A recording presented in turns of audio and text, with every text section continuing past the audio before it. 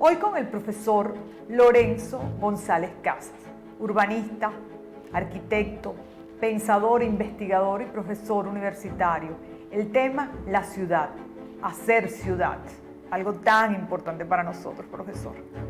¿Cómo se hace ciudad? La ciudad se hace todos los días, un poquito a la vez. No es solamente el hecho físico, sino la construcción de todo el mundo cultural.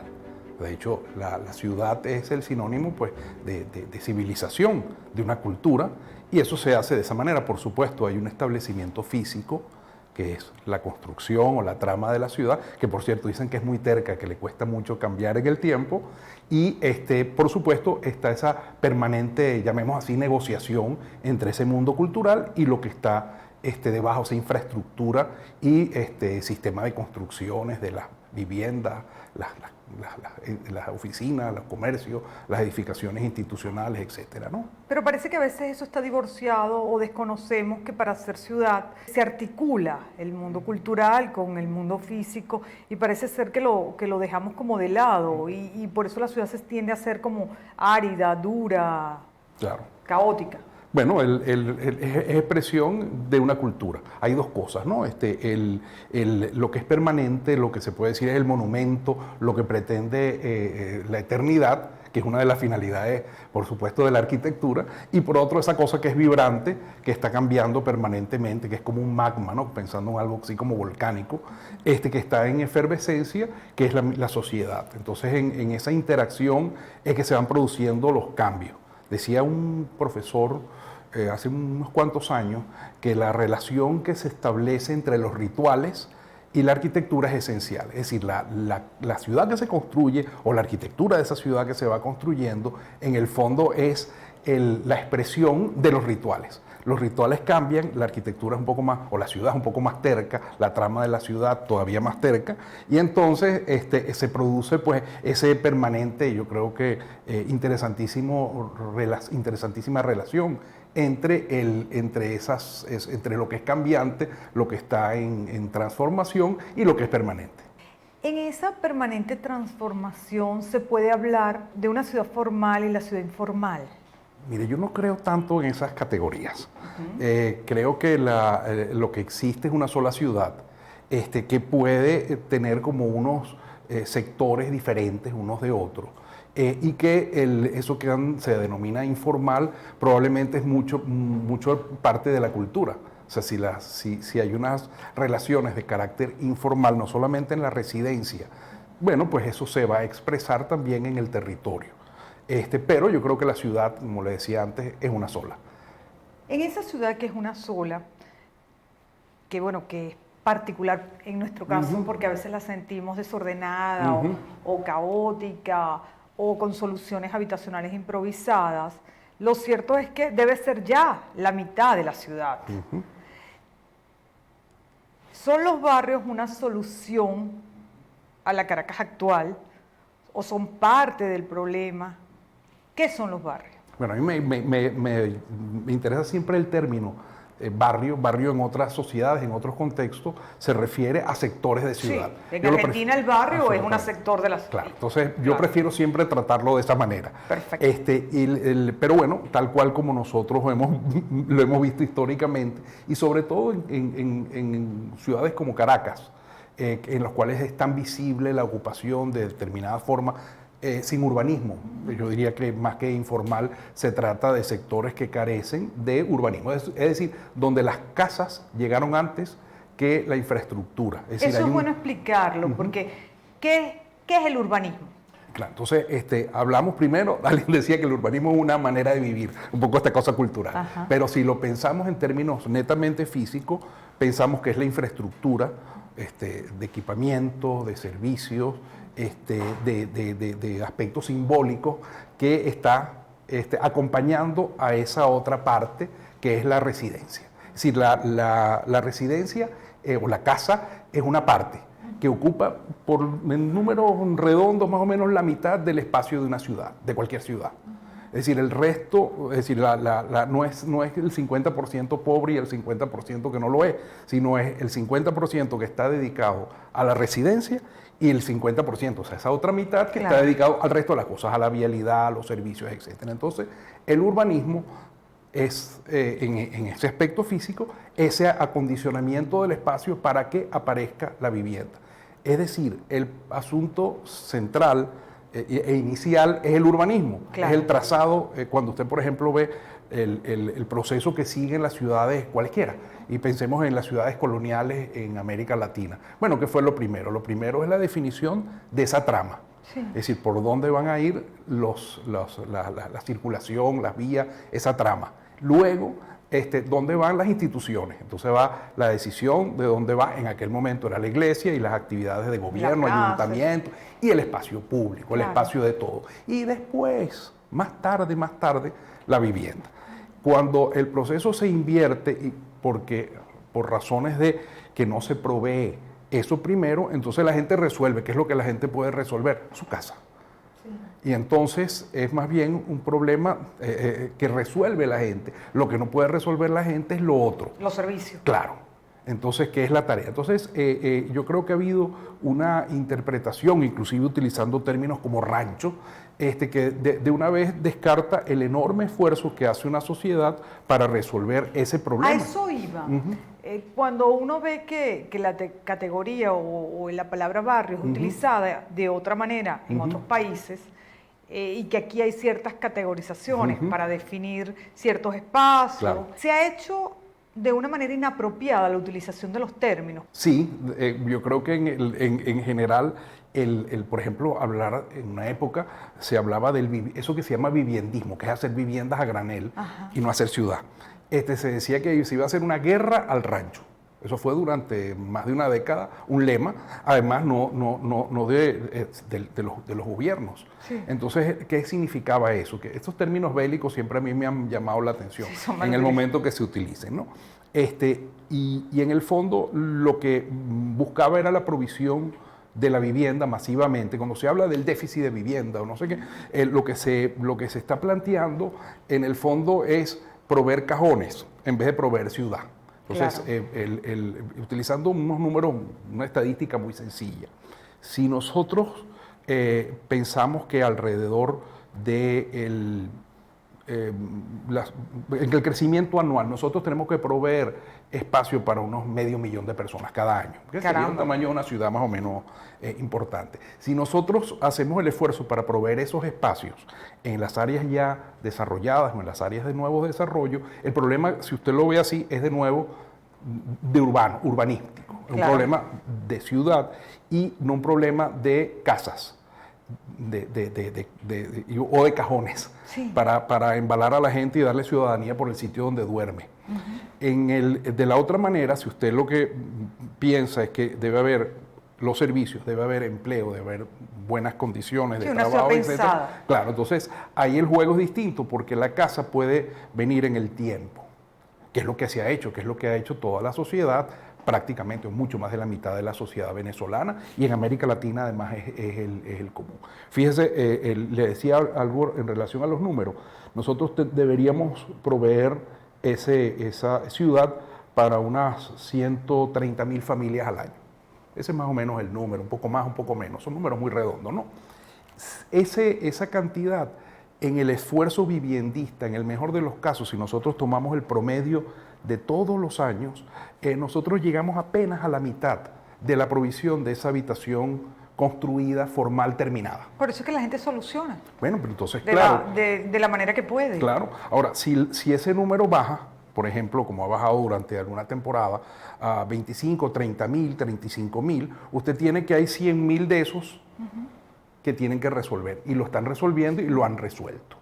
Y lo han resuelto y muchas veces muy bien, utilizando las técnicas, el conocimiento y el manejo inclusive de las formas de la manera más adecuada. Por supuesto, con límites, con ubicación en lugares inestables, difíciles, riesgosos y sobre todo con el abandono de esto que mencionaba anteriormente, que es lo urbano. Entonces, que son los servicios, la urbanización, que si hubiera llegado primero, seguramente que ese gigantesco esfuerzo que se hace, como ha pasado en algunos lugares, hubiera sido al vez mucho menor, ¿verdad? Muchísimo, claro. Uno ve, por ejemplo, en el sur, en la zona de Guayana, algunos esfuerzos que llevaron a cabo algunos de nuestros profesores para eso que se llamó vivienda progresiva, que era en el fondo, y urbanismo también progresivo, que era desarrollar una trama con sus servicios, sus equipamientos, y después venía el esfuerzo de la construcción de las casas. Ahora, si usted pone eso al revés, entonces después cuesta muchísimo colocar el urbanismo porque no se hizo la previsión. Profesor, ¿cómo se hace ciudad a partir de lo que tenemos? ¿O cómo se convive o se hace una ciudad más vivible? Porque mientras nosotros estamos hablando de esto, que no, además no es un fenómeno solo de nosotros, es un fenómeno tal vez de Brasil y de otros países cercanos, pues uno ve en Europa y en otras partes donde se está pensando en el ahorro de energía, dentro de la arquitectura, o cómo, me explicaba un común amigo arquitecto, cómo en algunas ciudades chinas, que se están rehaciendo, ahora el problema es cómo no se le cambia el hábitat a las ranas, sino que las ranitas se integran a la construcción, porque, bueno, para ciertas culturas asiáticas es muy importante. Claro. Entonces, uno siente que hay como un desfase. Claro, afortunadamente cuando se menciona, pues digamos, ese ámbito internacional, uno ve que nuestros países vecinos han hecho un esfuerzo, porque este no es un problema, esto no es un asunto solamente de nuestro país. Hay que entender también que las tasas de crecimiento de la población que sufrieron nuestros países, el caso de Venezuela, fue muy grande a mediados del siglo XX. Es decir, era prácticamente imposible resolver con ciudad formalizada, con urbanismo, esos crecimientos enormes que tuvimos. Sin embargo, en otros países vemos que hay como unas luces al final del túnel. Es decir, se compatibiliza la ciudad para todos. Es la ciudad que es el punto de partida, a mi entender, que es la creación de algo que es de todos. Es una ciudad abierta, no es una ciudad que tiene que presentar una serie de rejas, de muros, de separadores del resto de la sociedad. Pensaba, por ejemplo, en un caso en Medellín, como turista, realmente no soy un especialista en esa ciudad específica, pero en alguna oportunidad, con motivo de la Bienal Iberoamericana de Arquitectura, pues nos invitaron y estuvimos por allí. Entonces, vimos algo interesantísimo, que es, por supuesto, todos estos sistemas de metrocable, como los quieran llamar, pero lo más interesante es que al final del camino no había barrio y más barrio y más barrio, es decir, lo que había al final era un parque metropolitano, un parque que usan todos los ciudadanos de Medellín. Entonces, ¿qué es lo que ocurre? Que el último espacio es un espacio formalizado que está protegido y es para todos. Entonces usted tiene un tránsito desde una zona de recepción donde está el metro, donde están los sistemas de transporte colectivo, y entonces hay equipamientos en las zonas de barrio, pero al final hay un equipamiento metropolitano que todo el mundo visita. O sea, usted es tan ciudadano para subir o bajar. Es decir, este mito, por ejemplo, que decía alguien en muchos años, fue algo que dice, el día que bajen los cerros, ¿se acuerdan? Lo debe haber oído alguna oportunidad. Esa ridiculez, en el fondo lo que hacía referencia era un temor a una separación de la sociedad, cuando en realidad los cerros, las colinas, las lomas suben y bajan todos los días. Es decir, el día que bajaron, bajaron todos los días y subimos todos los días. Y además ese lenguaje nos ha hecho mucho daño. Absolutamente, claro. Mucho daño, claro. Porque termina separándonos como sociedad y como ciudad y como venezolanos. Claro. Entonces, veía, por ejemplo, en este caso en Medellín, que subíamos al final al parque, todos.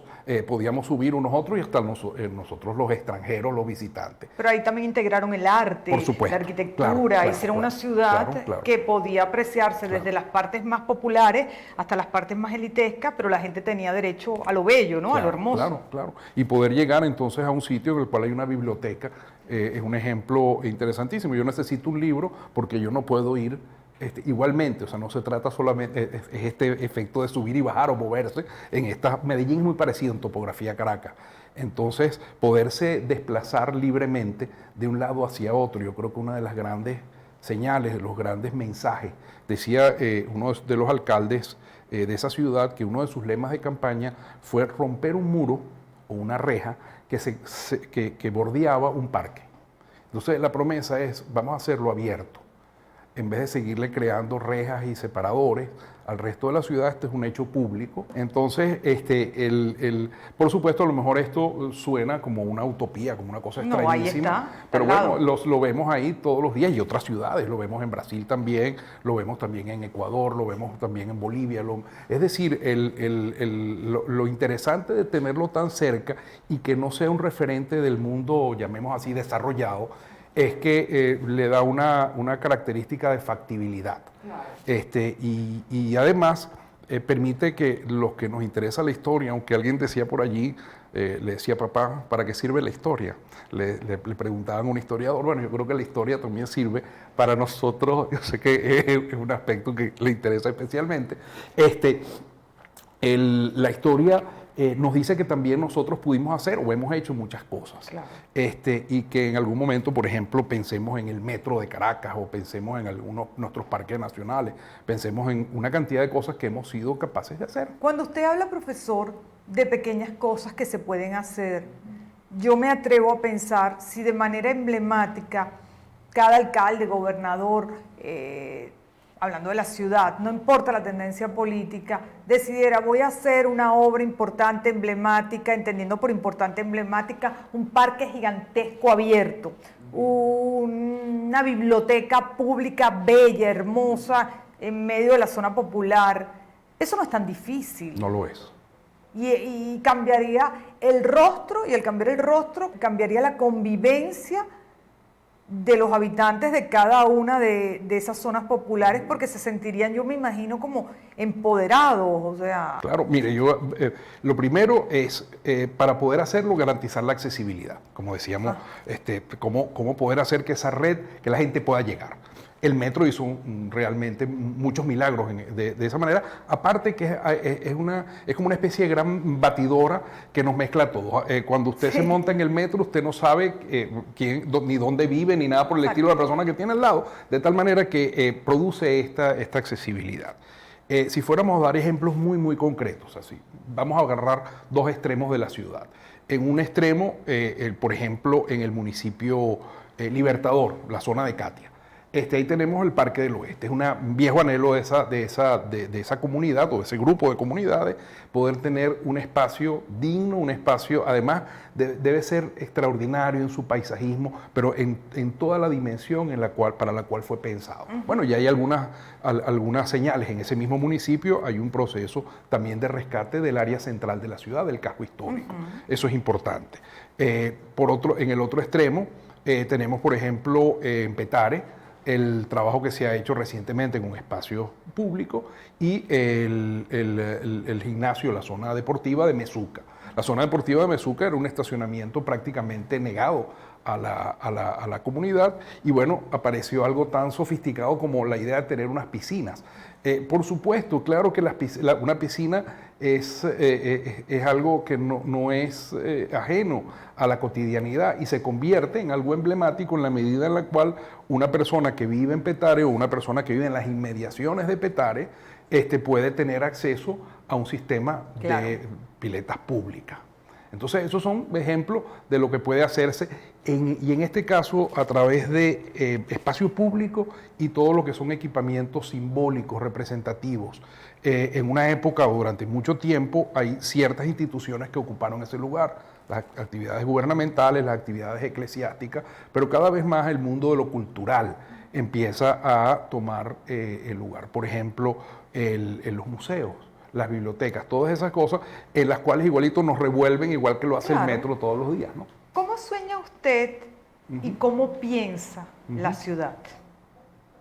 Bueno, yo básicamente imagino eso, una ciudad fundamentalmente en el ámbito de lo público, como decía Hannah Arendt, de la presencia en el espacio, de cómo uno se presenta, cómo se puede presentar la sociedad como un margen fundamental de libertades. Eso es, a mi entender, la ciudad. La ciudad es libertad. Usted es profesor y es investigador, y en este momento hay un equipo de gente justamente trabajando desde el punto de vista teórico en una ciudad posible.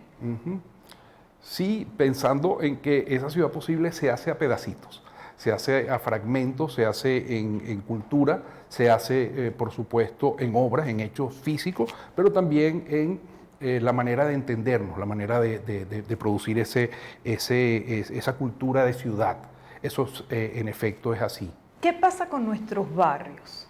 ¿Cómo los hacemos más vivibles en el tema de lo básico, de lo necesario, que no es la solución solamente a dónde dormir o a dónde ir, sino de tener los servicios más adecuados que hagan una mejor ciudad? Conversaba, bueno, por supuesto hay muchas cosas que se pueden hacer y muchas cosas que se hacen. Evidentemente, llevar ese urbanismo, llevar esos equipamientos, que no es solamente que llegue el agua, que tiene que llegar el agua, pero que lleguen también estos contenidos, estas cosas de corte simbólico, como le decía anteriormente, como decía en relación a estos parques bibliotecas o bibliotecas parques que se han ensayado en el país vecino.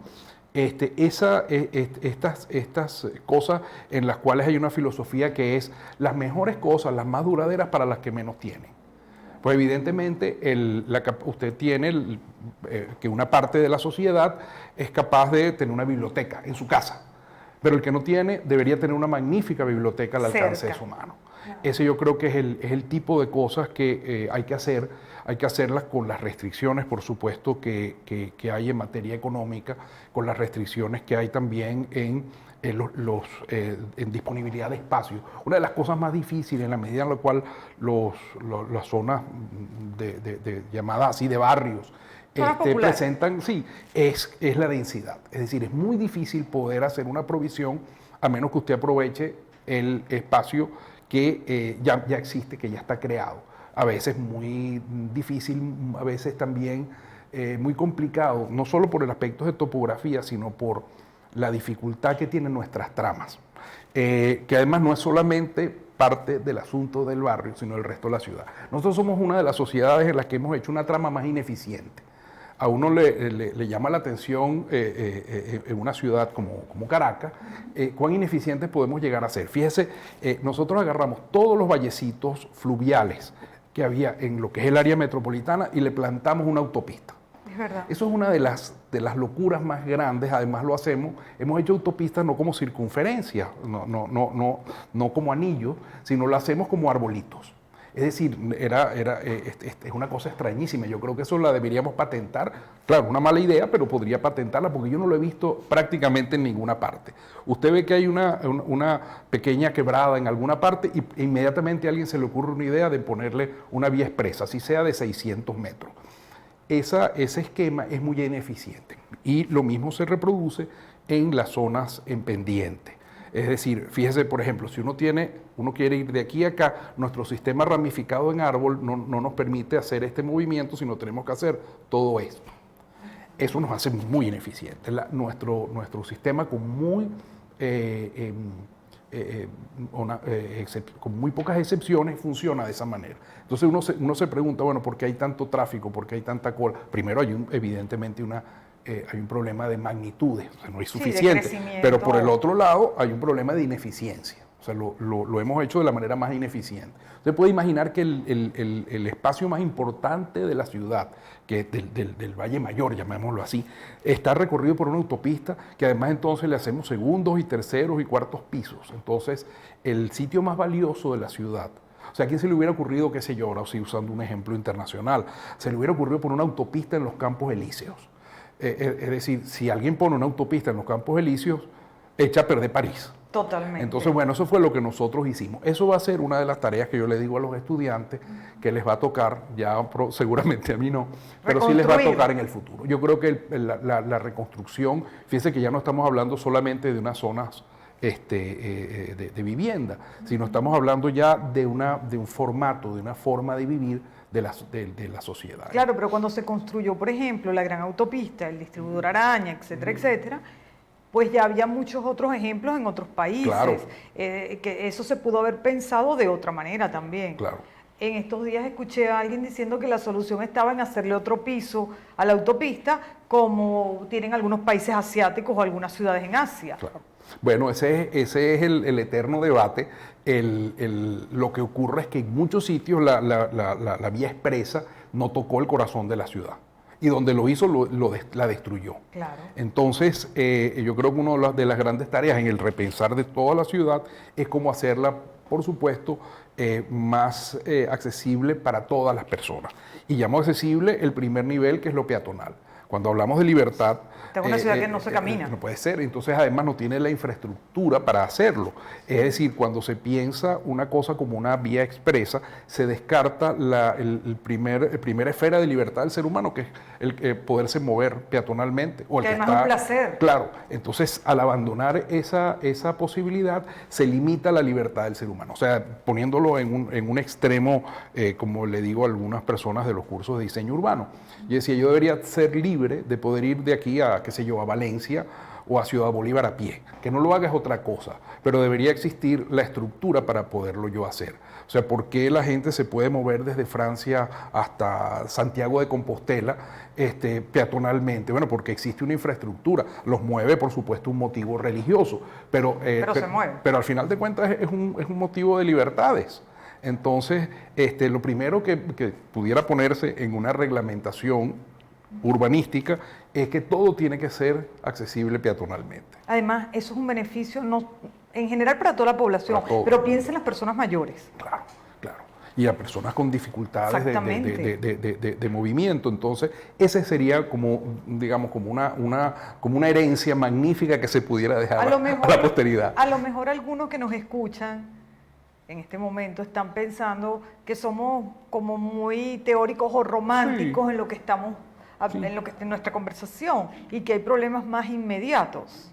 Usted, desde el punto de vista del arquitecto y del urbanista, ¿cuál cree que es el problema más inmediato que tenemos y que pudiera tener una solución a mediano plazo?